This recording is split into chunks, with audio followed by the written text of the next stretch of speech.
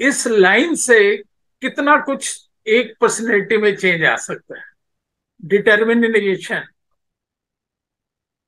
Challenge जो आते हैं कई बार लाइफ में, उन चैलेंज को फेस करना एक चीज है, बाउंस बैक करके वापस निकलना। अब जैसे नॉर्थ इंडिया में आजकल बहुत फ्लड आए हुए हैं,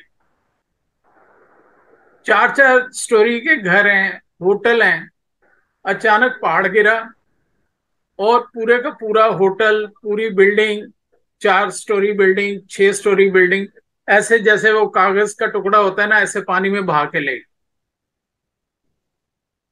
एक की मैं इंटरव्यू देख रहा था टीवी में, वो कह रहा था बस ये जो कपड़े मैंने पहने ना, बस मेरे पास सिर्फ ये बचा है, पूरी लाइफ की मेरी कमाई बस ये है, मेरे पास ये है। चप्पल भी नहीं थे उसके पैर में, क्योंकि इतनी जल्दी में वो बाहर भागा कि चप्पल भी नहीं पहन पाया। अब ऐसा आदमी जो है वो तो टूट जाएगा। जिस आदमी का होटल चल रहा है, जिस आदमी की इतनी बड़ी बिल्डिंग है या बिजनेस है, पूरी जिंदगी की कमाई है, पैसा है, ज्वेलरी है, कपड़े, दुनिया भर का सामान घर में, और एक सेकंड में मतलब कि पता ही नहीं लगा, देखते देखते पूरी बिल्डिंग खत्म, वो नीचे से मिट्टी भी गई और उसका घर भी चला गया, होटल भी चला गया। मार्केट, पूरी की पूरी मार्केट, एक एक दुकान में कई लाखों रुपए का सामान होता। अब इस तरह के चैलेंज लाइफ में, इनके ऊपर हमारा कंट्रोल नहीं है। उन्होंने सोचा थोड़ा था, जब इतना पैसा लगा के बिल्डिंग बनाई थी, घर बनाया था, तो कभी सोचा थोड़ा था कि भी ये हमारे साथ ऐसा हो जाएगा। लेकिन अब क्या, यहाँ पे जिंदगी खत्म थोड़ा हो गई। क्या वो सुसाइड कर लेंगे? क्या वो अपने बच्चों को छोड़ देंगे, अपने बच्चों को मार देंगे? नहीं। यहां जरूरत है इन चीजों की, जो मैं कह रहा हूं, बाउंस बैक करना। रूटीन में तो जिंदगी चल रही है, मॉर्निंग में उठे, अपना जो रूटीन है हमारा, ऑफिस जाना है, बिजनेस में जाना है, शॉप पे जाना है, मेरे जो है ये मेरे सिग्नेचर एनालिसिस का है, रोज रात को साइन आते हैं, एनालाइज करने हैं मुझे, तो ये चीजें चलती रहती हैं। लेकिन जिस दिन अचानक ये हो जाए और कुछ सेकंड में ये सारा कुछ हो जाए, सारा कुछ तबाह हो जाए, तो वहां पे हम क्या करें, कैसे वापस? तो उस टाइम जरूरत है कि फिर से हिम्मत जुटा के, अब फिजिकली आदमी इतनी ताकत तो एकदम से नहीं ला सकता ना, जिसके पास सिर्फ एक जोड़ी कपड़े जो पहने बस, उसके अलावा कुछ है ही नहीं, पैर में चप्पल तक नहीं है, एक पैसा जेब में नहीं है, वो हिम्मत कहां से लाएगा? सोच ही नहीं सकता कि हिम्मत कहां से आएगी।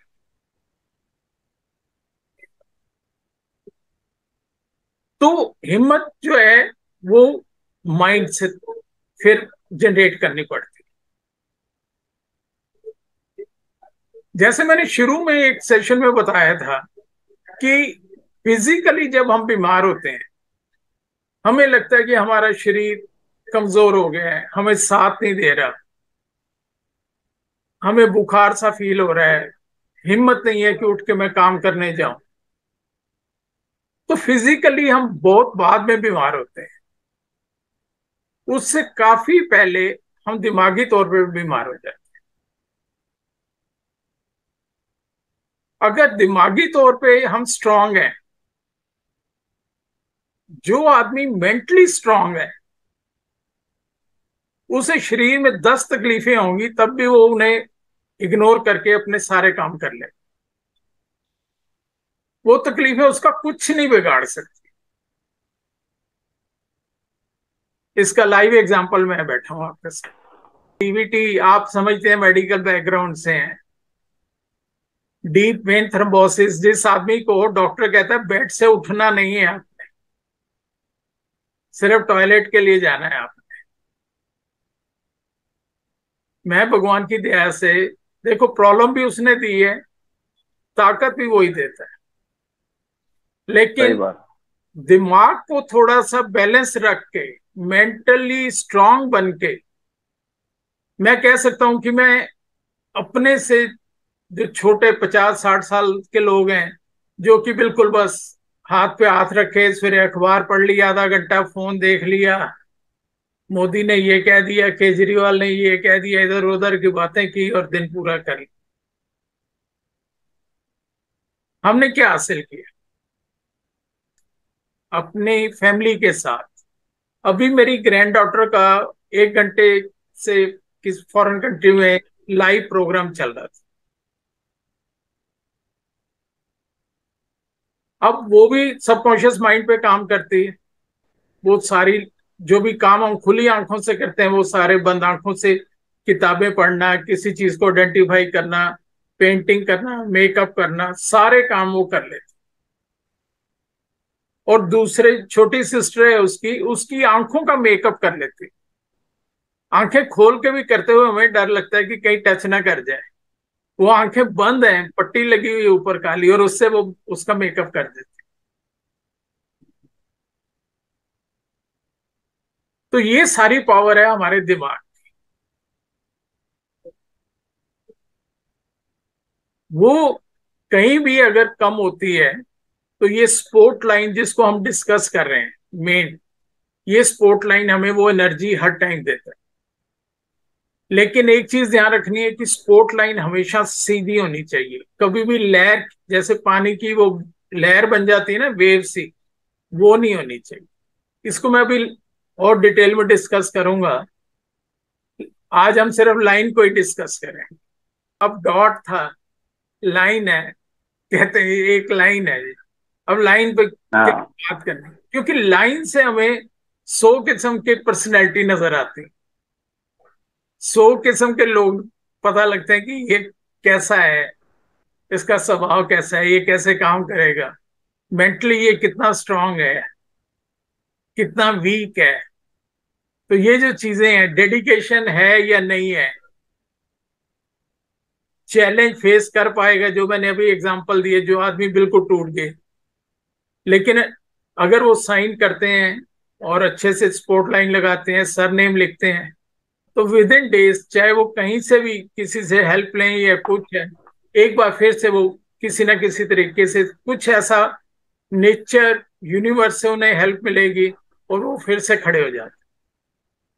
अब लाइन डालने से मैंने बताया कि कॉन्फिडेंस लेवल बढ़ता है। अब कॉन्फिडेंस लेवल जैसे जैसे बढ़ता है, तो उसका जो दूसरा फायदा होता है वो ये होता है कि हमारा स्ट्रेस, जो हम छोटी छोटी बातों पे लेके चिंता करते हैं, स्ट्रेस हमारा लेवल बढ़ना शुरू हो जाता है।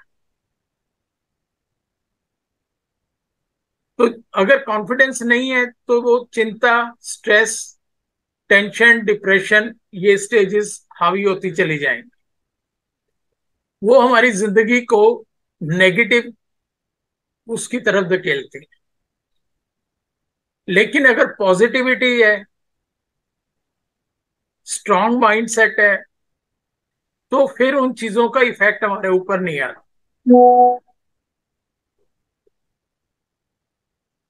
तो उससे हम बच जाते हैं बहुत हद तक।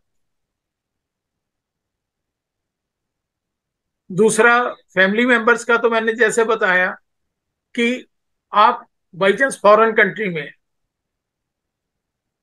भगवान ना करे कभी किसी कोई जाता है बाहर, जैसे हमारे इंडिया में होते हैं, बाहर भी इंसिडेंट्स होते हैं, कभी पासपोर्ट गुम गया, कभी करेंसी वो पर्स गिर गया, कभी कुछ करेंसी नहीं है हमारे पास, तो उस टाइम क्या करें? उस टाइम तो वहां अननोन कोई लोग जानते भी नहीं हमें। जब इंडिया से हेल्प मिलेगी, कोई फोन करेंगे, कहीं कुछ होगा तो फिर हम कर पाएंगे। आजकल फोन नंबर भी नहीं हमें याद होते। पहले तो जो पुराने नंबर थे 20-25 साल पहले, जब तक मोबाइल नहीं आया था, तो वो नंबर तो आज भी याद है। लेकिन जो अभी के नंबर हैं, अब क्योंकि फोटो आती है, प्रेस करो तो बात हो जाती है, इसलिए आदमी दिमाग कोशिश ही नहीं करता कि उसको याद रखा जाए। ऐसे में माइंड सेट हमारा, हमारी अपनी विल पावर और हमारे पेरेंट्स, ग्रैंड पेरेंट्स की सपोर्ट जो है, वो हमें हेल्प करती है। और एक बेनिफिट इसका जो बहुत बड़ा होता है वो ये है कि नॉर्मली कोई गवर्नमेंट जॉब करता है या कोई एक फैक्ट्री चला रहा है या एक शॉप चला रहा है, तो एक ही इनकम का सोर्स है, उसी पे ही हम डिपेंडेंट रहते हैं। लाइफ में हमेशा 40 और 50 के बीच में हमें सेकंड एक पैसिव इनकम का सोर्स डेवलप कर लेना चाहिए। 50 से पहले पहले एटलीस्ट जो भी हमारा 1 लाख 1.5 लाख 2 लाख जो भी हमें महीने का चाहिए, तो कोई ना कोई ऐसा एक जरिया जरूर बन जाना चाहिए जिससे कि हमें रेगुलर वो इनकम बन सके। उसमें ये लाइन बहुत हेल्प करती है, सेकंड इनकम जनरेट करने में ये लाइन हेल्प करती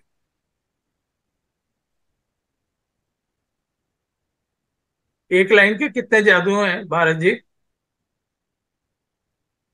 कितना कुछ कर सकती है एक लाइन। कहने को तो एक छोटी सी सीधी लाइन, डिपेंड करता है कि इस लाइन को हम लगाते कैसे। पर्सनैलिटी का आ गया, कॉन्फिडेंस का आ गया, हमारे प्रिंसिपल आ गए, डेडिकेशन आ गई।